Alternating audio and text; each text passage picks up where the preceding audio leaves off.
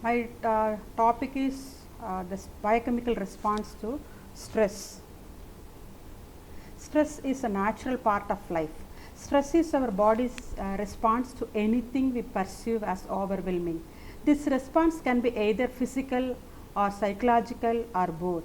We also know that stress is often the result of the day to day demand of life's pleasant or unpleasant and our lack of resources to meet them. Therefore, stress is a natural part of life. Without some stress in our lives, we would lose our energy for living. Normal and abnormal responses to stress. We all know that people respond to stress in different ways. One person may find it an event joyful and gratifying, but another person may be miserable and frustrated. We can divide the stress responses into three stages. First one is the alarm stage, where fight or flight response is noted. Adrenaline secretion is noted during the situation. The resistant stage is the second one, where homeostasis, that is the body tries to return to normal stage. Third one is the exhaustion stage, where impaired judgment and serious illness, weakened immune system are noted. Stress creates an imbalance in your body. Sometimes people may handle stress in ways that make bad situation worsen by reacting with feelings of anger, guilt, fear, hostility, anxiety and moodiness. When stressed, your body creates extra energy to protect itself. If not used, this extra energy creates an imbalance within your system. Therefore, to restore balance in your body, this energy must be used or dissolved through meditation. Stress creates an imbalance in our body. A perceived challenge can activate the mind body system, resulting in increased alertness and action. But chronic activation of this response leads to abnormal responses to stress, characterized by the inability of the body to return to baseline levels of catecholamines and cortisol, and the inability of the body to activate the biochemical changes associated with the preconceived challenge. When either of these response patterns develop due to continued activation of the stress response, then stress becomes debilitating. So, with arousal of stress, the performance level increases gradually, that is called as good stress. And after reaching a peak, there starts a decline, that is called as a distress, where exhaustion and ill health are noted. Stress plays a major role in both physical and mental health. Chronic acute stress leads to an out of balance biochemistry with elevated cortisol and suppressed serotonin. These biochemical markers of stress in turn lead to ill health and psychological disorders. Consequently, stress plays a major causative role in both physical and mental health. So, we can say if there is a stress meter, the first stage is the relaxed one, then after coming across stress, our body tries to cope it up, then comes the stressed situation, next anxiety, then panic attack. Biochemical response to stress can increased catecholamines, increased corticotropin, production of cortisol, return to baseline levels when the challenge disappears. Stress can affect the onset of or susceptibility to diseases. It can also affect the progression or course of a disease even when there is another cause of the disease, and stress can affect one's recovery from disease. Stress has been linked to cancer, diabetes, the breakdown in the immune system, alcohol and substance abuse, and cardiovascular disease.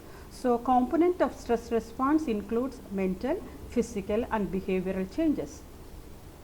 75 to 90% of all doctor visits are due to stress related ailments or disorders. The biochemical response to stress is to increase the production of stress hormones, cortisol and plasma lactate.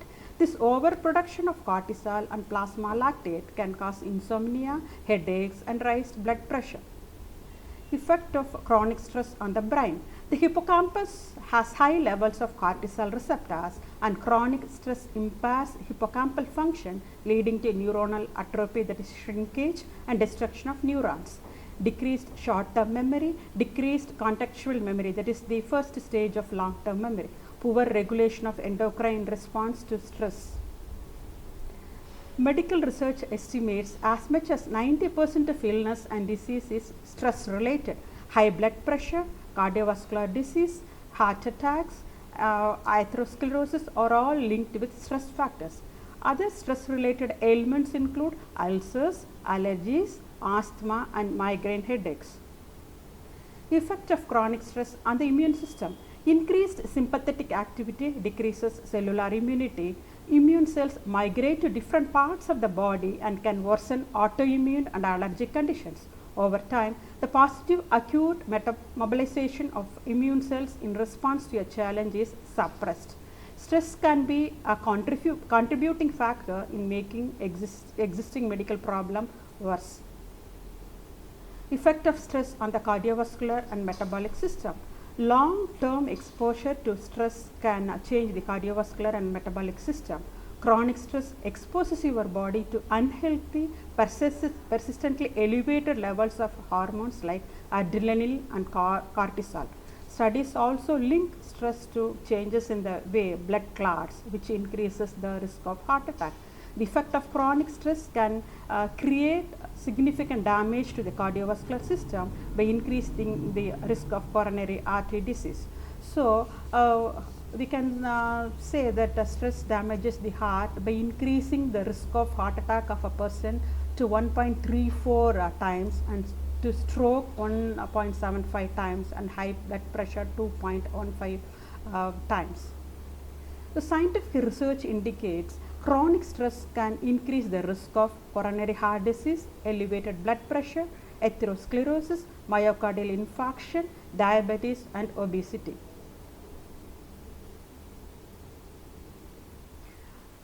There are certain tips that we can follow to come out of the stress.